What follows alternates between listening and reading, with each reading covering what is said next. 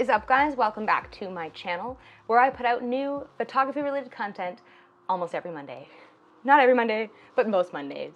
If you like this video and you want to see more like it, you can go and check out the other videos on my channel, or you can subscribe to get a new video almost every Monday. Today's video is going to be one of two, perhaps three spooky themed videos that I will be putting out in this month of Halloween. And today I wanted to talk about some famously spooky photos that have been circulating online for some time. You've likely come across a lot of these photos before. If you read creepypastas, you have absolutely come across some of these photos. And if you don't, then you have likely come across some of these photos. So you've seen the images, but what you might not know is the stories behind them, why they were made, how they were made, kind of the photographic and photo manipulative processes that went into creating them, and then how they wound up being associated with the stories and urban legends, if you would, that generally accompany them. Content warning, a lot of the images are very spooky. They are kind of paranormal, and they are meant to prey on your evolutionary instinctual lizard brain that responds to fear. So they're designed to be extremely spooky and as scary as possible, and for that reason I just want to warn you, if you don't like looking at scary things, maybe skip this video or just give it a listen. You can just listen to it. Open another tab. Browse Facebook. Do people do that? Browse Reddit. Anyway, without further ado, let's get into it. I'm not gonna lie, I was a big creepypasta kid when I was a kid. And this first image has been used in several creepypastas. It is the rake. It was allegedly posted by a hunter who claimed to have captured this creature on a hunting cam. And then there's another side to that alleged story where they say that the hunter was actually pranking his friend that he had caught this on a hunting cam. And neither of those stories are true. The real origin of this photo is, as you might have guessed, that it has been photoshopped, and it was a creature from the game Resistance 3 that has been photoshopped into hunting cam footage. What makes this photo so scary? Well, first of all, it's dark, obviously, but then we've got this really nice compositional balance between the plant on one side of the frame that is lit in the same way as the creature on the other side of the frame, and then divided down the middle by this like lit tree trunk. And those are the only three elements in the frame, so it's actually fairly well balanced. It uses the rule of thirds effectively, but it also uses light and shadow to kind of draw your eye around the frame and back to the creature. We love that.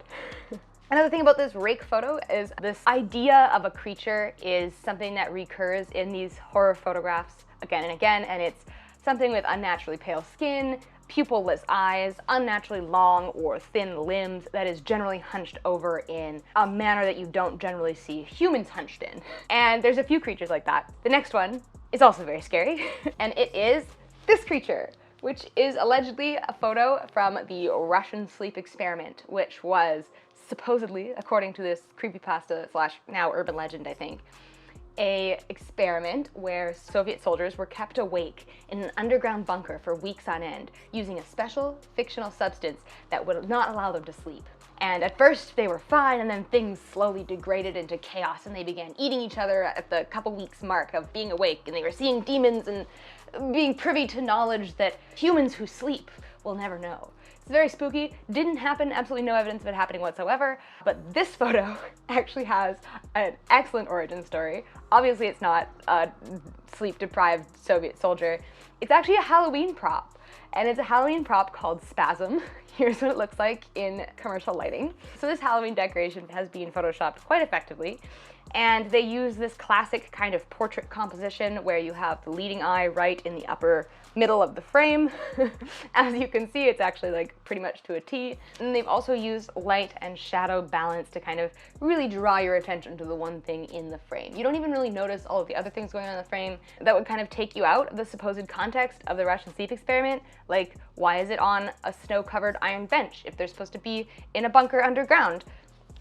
Nobody asks that question, they just look at the scary thing because the composition of the photo tricks the eye. Good composition makes photographs more impactful, and if the thing that's impacting the viewer in the photograph is scary, then good composition can help augment that horror factor, which is really cool. And of course, like most of the photos we're going to be looking at, it's dark and grainy and black and white, which are all elements that help to conceal evidence of tampering with the original photograph. So next, on our topic of tall, slender, pale creatures, maybe you've guessed, the next one is Slenderman. This destroyed me when I was like 14, 15. It scared the absolute crap out of me. And these photos and their accompanying like description of where they were found and it just seems so real to me when I was that age.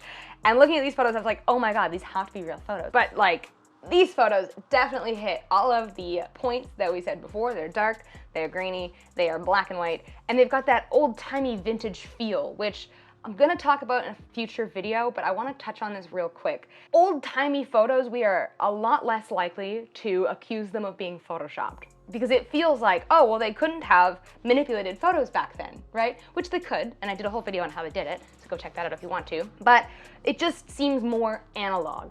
And we also have this association between analog photography and spirit photography and capturing ghosts and the camera being an instrument by which we can interface with the spirit world, which I don't think it is, but a lot of people do think it is. And so seeing images that were evidently captured in analog ways, it just has this extra impact that seeing a fully rendered, crisp image of Slenderman taken on a modern DSLR camera wouldn't have. It doesn't have the same quirk of the development process that could potentially produce that interface between our reality and unknown reality.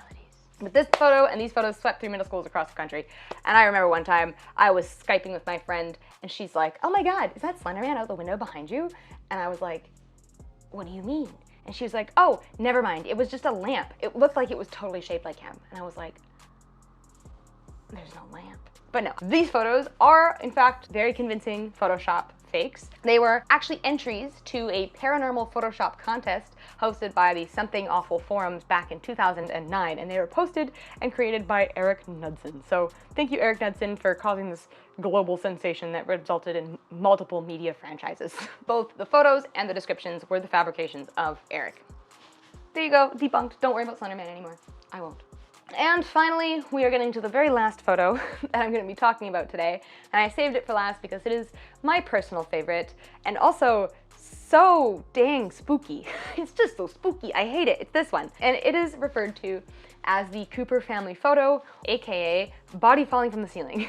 So there's actually two backstories to accompany this photo. First one goes, the family sat down for a lovely meal and was about to be photographed when suddenly a body fell out of the ceiling and crashed all over the table. And this photo captures the exact moment that the body fell before the family was able to react. The second story goes that the family sat down, had a lovely meal, got photographed, and when the husband went to develop the film, oh my God, there was a horrifying creature in it. A lot of people commenting on this photo on Reddit say that, oh, possibly it was an accidental double exposure, which is hilarious, but doesn't explain anything. Like, they're like, oh, maybe it was a man with no face with his hands in the air in the first photo. And like, yeah, maybe, but why would you take a picture of that? And why would you flip the film upside down and shoot it? Like, it doesn't, no, it's not an accidental double exposure. It is a fake. I have answers for it. I don't have great answers for it. We haven't been able to find the original photograph, so there's no like 100% solid evidence that it was faked, but I'll go over the things that kind of tell me that it might have been. So the first kind of red flag in this photo is that it hits the rule of thirds marks. I've seen a lot of people online being like, oh, well, maybe they just wanted to compose it with the family on that side and then a blank frame on this side to balance it and rule of thirds, and it's like, that's not really what rule of thirds is about. Like, it's not just leaving a bunch of empty space on one side of the frame. It's about having like different elements that kind of draw your eye through the frame. So that's number one. The second one is it hits all of the other marks that we talked about before. It is black and white, it is grainy, it is dark, and it is vintage. It has that same analog horror kind of vibes. We're more likely to believe that it is real because it came from a time, obviously, when they didn't have Photoshop. Well, this photo was posted originally in 2009, which is right around the same time that all of these other famous images were being created. We have the Russian sleep experiment, the rake, smile dog, and the Slenderman images all being posted in 2009 to 2010. So it just happens that this image that is among the spookiest things I can think of was posted in the same year as all of these other images of all the spookiest things that I can think of, and bears all of the same hallmarks of these images. And we know these images are fake, but for some reason we might think this one is real. It's not. There's no evidence that it's real, and the backstory to it does not check out. There's no evidence of this backstory before 2009. I am writing this photo off as a relic of a certain era of internet culture, And it was an era when Photoshop and other photo editing techniques had developed to a point where we could convincingly fake photographs, but we were not so accustomed to seeing faked photographs that we could recognize them in an instant. And that, like, 2 to 3 year period is when creepypastas just absolutely flourished because people really couldn't tell the difference between what was fake and what was real. So that is all of the scary photos that I had for you guys today. Hopefully you enjoyed this video and looking at some of these famous examples of horror photography and manipulation. I really enjoyed making this video. This is something that I take pleasure in. I love horror and macabre subjects, so it was really, really fun having an excuse to talk about it on this channel. Thank you guys so much for watching. I will see you soon, hopefully next week, but maybe the week after, and I've got a very, very special Halloween special planned for you. So stay tuned for that. I will see you guys then. And remember to like this video. If you liked it, you can subscribe, hit that like button, leave a comment. It does really help me out and it inspires me to create these videos. We're getting really close to 1,000 subscribers, which means I can start making money off of this channel, which wouldn't that be nice? Paid labor. Thank you guys so much for watching. I hope to see you in the next video. And until then, stay sharp, stay spooky, and don't forget to keep shooting. Bye guys.